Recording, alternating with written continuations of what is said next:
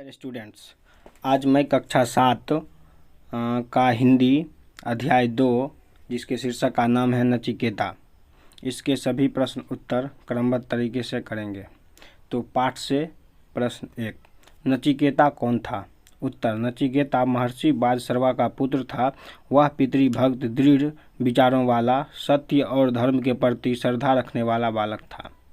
प्रश्न 2, नचिकेता क्यों दुखी हुआ? उसने अपने पिता से क्या कहा? उत्तर, नचिकेता यह देखकर दुखी हुआ क्योंकि उसके पिता महर्षि बादशर्वा ऐसी गायें ब्राह्मणों को दान स्वरूप दे रहे थे जो कमजोर, बूढ़ी और दूध न देने वाली थी। उसने अपने पिता से कहा कि उन्होंने तो महायज्ञ में अपना सर्वस्व दान में देने का निश्चय किया था, किंतु वे अपनी प्रिय चीज़ों के स्थान पर बूढ़ी एवं कमजोर गायें दान दे रहे हैं। प्रश्न 3, नचिकेता यमपुरी किस लिए गया? उत्तर, महर्षि बादशर्वा ने क्रोध में आकर नचिकेता से कहा कि वे उसे यमराज को दान में देंगे। नचिकेता यमपुरी इसलिए गया क्योंकि उसके पिता ने उसे क्रोधावेश में यमपुरी जाने की आज्ञा दी थी। प्रश्न 4, नचिकेता को यमपुरी के मुख्य द्वार पर क्यों रुकना पड़ा? उत्तर, नचिकेता को यमपुरी के मुख्य द्वार पर इसलिए रुकना पड़ा क्योंकि उस समय यमराज यमपुरी से कहीं बाहर गए हुए थे। प्रश्न 5, नचिकेता ने पहला वर क्या मांगा? उत्तर, नचिकेता ने पहला वर यह मांगा कि उसके पिताजी का क्रोध उस पर से शांत हो जाए और उन्हें सर्वमेघ यज्ञ का सुफल प्राप्त हो।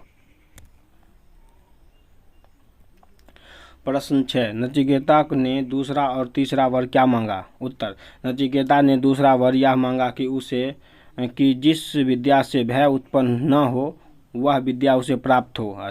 उसने तीसरा वर मांगा कि यमराज उसे आत्मा का रहस्य समझाए।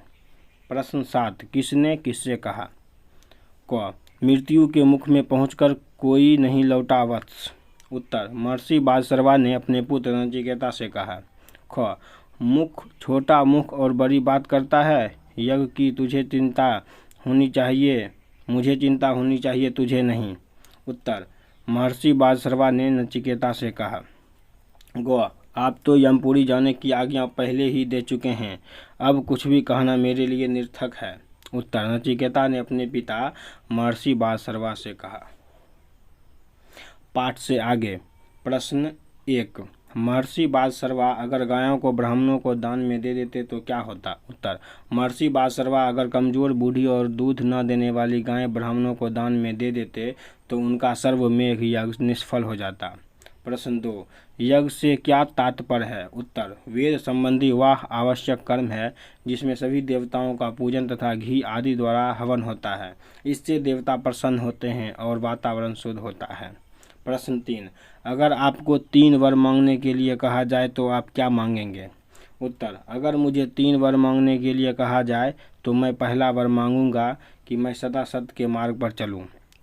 मैं दूसरा वर मांगूंगा कि मैं कभी किसी का अहित न करूं, और तीसरा वर मांगूंगा कि मैं सदा अपने कर्तव्य का पालन निष्ठापूर्वक करूं। प्रश्न 4, नचिकेता।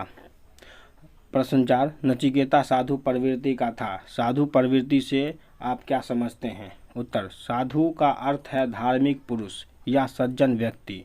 प्रवृत्ति का अर्थ है चित्त का किसी ओर लगाव या झुकाव। साधु प्रवृत्ति का तात्पर्य है वह व्यक्ति जो सज्जन हो, जिसका लगाव धर्म की ओर हो तथा अपने कर्तव्य के प्रति निष्ठा हो। अब हम व्याकरण के प्रश्नों को करेंगे। व्याकरण। प्रश्न 1, पर्यायवाची शब्द लिखिए। क, पुत्र का पर्यायवाची शब्द हो जाएगा वत्स, बेटा, तनय।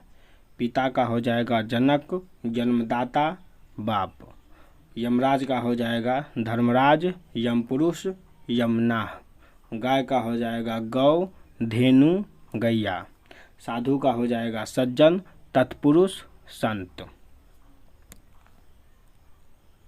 प्रश्न 2, विपर्यार्थक शब्द लिखिए। सत्य का हो जाएगा असत्य, धर्म का हो जाएगा अधर्म, सहिष्णु का हो जाएगा असहिष्णु, इच्छा का हो जाएगा अनिच्छा, संपन्न का हो जाएगा विपन्न।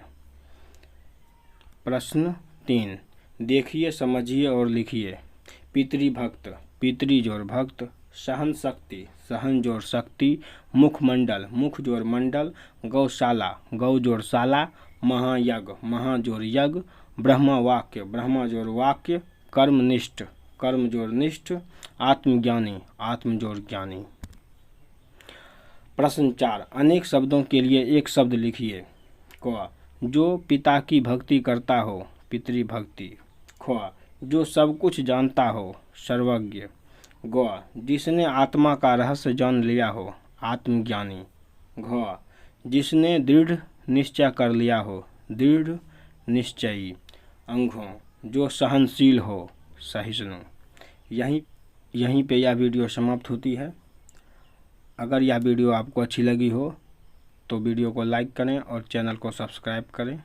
धन्यवाद।